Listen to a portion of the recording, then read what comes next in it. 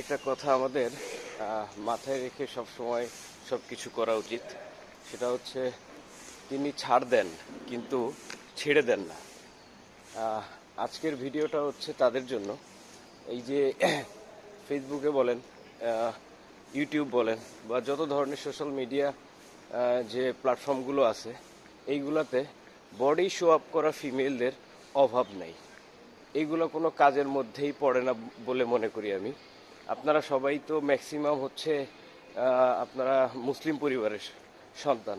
অবশ্যই হচ্ছে এই জিনিসগুলা, এই যে আপনারা যে কাজগুলা করেন মানে নিজের ভিউ বাড়ানোর জন্য, নিজেকে হচ্ছে পাবলিকলি এরকমভাবে হাইলাইট করার জন্য আরও অনেক ধরনের কাজ আছে আমি মনে করি। তো ওই ব্যাপারগুলো বাদ দিয়ে, নেগেটিভিটি ওই ব্যাপারগুলো বাদ দিয়ে যদি পজিটিভ কোনো কিছু করতে পারেন, অনেক ফিমেল আছে যাদের ভিডিও দেখলেই হচ্ছে আলহামদুলিল্লাহ অনেক ভালো লাগে। তো আপনারা যারা হচ্ছে এইগুলা করতেছেন, এইটা আপনারা অবশ্যই মনে রাখবেন। আর মুসলিম জাতির বাহিরে যারা আছেন বা মুসলিম এর বাহিরে যারা আছেন, তাদেরকে আল্লাহ পাক যেন হেদায়েত দান করে।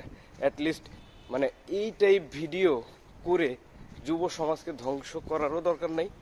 আর হচ্ছে মানে এত মানে নেগেটিভলি হাইলাইট হওয়ারও কোনো কিছু নাই। কারণ একটা টাইমে হচ্ছে আমাদের কিন্তু চলে যেতে হবে।